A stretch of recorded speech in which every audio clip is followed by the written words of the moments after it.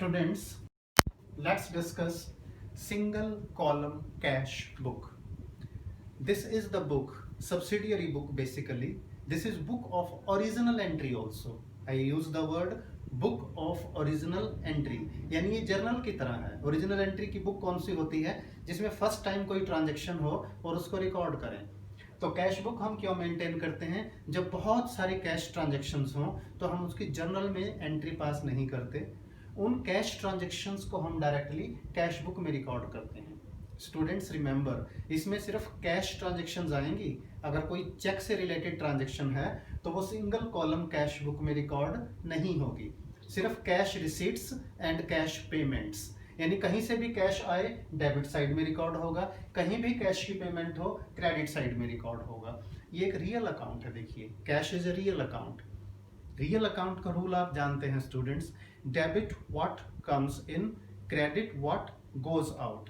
Comes in यानी जब भी कैश इनफ्लो होगा, हमारा कैश बैलेंस इंक्रीज होगा तो हम डेबिट में रिकॉर्ड करेंगे. Payments, credit what goes out, जब भी हम कैश की पेमेंट करेंगे तो हमारा कैश बैलेंस डिक्रीज होगा तो उसे हम क्रेडिट में रिकॉर्ड करेंगे. तो ये परफॉर्मा है देखिए कैश बुक का. स्टूडेंट्स एक बात याद रखें, कैश बुक जर्नल भी है और लेजर भी है. जर्नल क्या होती है? जिसमें फर्स्ट टाइम कोई ट्रांजेक्शन रिकॉर्ड करते हैं. तो जब कैश बुक मेंटेन करते हैं, all cash transactions are recorded here, not in journal. यानी जब हम कैश बुक मेंटेन करेंगे तो कैश ट्रांजेक्शंस को कैश बुक में लिखा जाएगा, जर्नल में नहीं. तो ये बुक ऑफ जो ओरिजिनल एंट्री हुई. सेकंड, ये अपने आप में लेजर भी है, यानी ये कैश अकाउंट भी है. वो कैसे? जब हम कैश अकाउंट मेंटेन करने का पर्पस क्या है कि सारी कैश की ट्रांजेक्शन एक जगह आ जाए. They find their place under one head, that is cash account. तो ये कैश अकाउंट भी है क्योंकि कैश से रिलेटेड सारी ट्रांजेक्शंस यहाँ आ गई. और कैश अकाउंट की तरह आप किसी भी डेट में कैश अकाउंट का बैलेंस पता कर सकते हैं. तो परफॉर्मा देखें, left hand side debit side, date particulars, receipts का पर्टिकुलर्स आएगा यहाँ पे, वाउचर नंबर, लेजर फोलियो, यानी लेजर में यहाँ से किस पेज नंबर पर हम पोस्टिंग करेंगे. क्योंकि कैश अकाउंट नहीं बनेगा, लेकिन जो अकाउंट इसमें डेबिट क्रेडिट में लिखे जाएंगे उन अकाउंट्स की तो पोस्टिंग होगी लेजर में. तो लेजर में किस पेज नंबर पर पोस्टिंग करेंगे वो मेंशन्ड होगा, अमाउंट आ जाएगा. राइट हैंड साइड में भी इसी तरह, क्रेडिट साइड, डेट, पर्टिकुलर्स, यहाँ पेमेंट्स की डिटेल आ जाएगी, किस किस पर्पज के लिए पेमेंट की है, voucher number, ledger folio and amount rupees. Now how to start this simple column cash book या सिंगल कॉलम कैश बुक. हमारी सिंपल कैश बुक है ये. देखिए यहाँ हम डेट लिखते हैं, कोई भी मंथ ले लीजिए. Suppose it is April. Firstly year लिखेंगे 2020, अप्रैल 1st. सपोज हमारा ये ओल्ड बिजनेस है, पहले से बिजनेस चला आ रहा है, तो हमें कैश बैलेंस गिवन है. तो कैश बुक जब हम ओपन करते हैं तो यहां लिखेंगे to balance brought down, B for brought, D for down, यानी ओपनिंग बैलेंस कैश का जो अप्रैल महीने के शुरू में फर्स्ट डेट को हमारे पास कैश इन हैंड है उसे यहां लिखा जाएगा, that will be written here. इसके बाद जितनी भी हमारी कैश रिसीट्स हैं, यानी source of receipt, source of cash, जहां से भी कैश आया है डेट वाइज उसे यहां मेंशन कर देंगे. फॉर एग्जांपल 3rd अप्रैल को हमने सेल की, to sales account. For example 5th को हमें किसी डेटर से पैसे मिले, to Ram, mentioned here.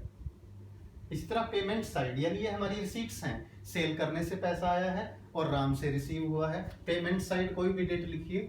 10th को बाय वेजेस, हमने वर्कर्स को वेजेस पे की. डेबिट में हम टू यूज करते हैं अकाउंट से पहले, क्रेडिट में क्योंकि ये लेजर भी है बाय यूज करते हैं. तो वेजेस हमने जितनी पेमेंट की. सपोज 12th को हमने रिपेयर के लिए पेमेंट की, बाय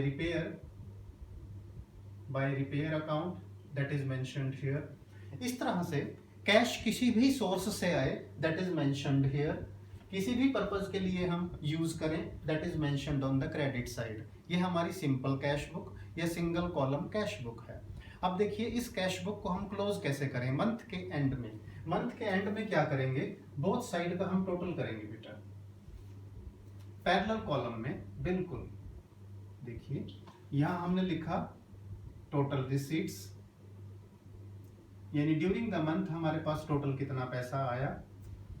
क्रेडिट साइड में हमने लिखा total payments, during the month हमने कुल कितनी कैश पेमेंट्स की हमने यहाँ मेंशन किया।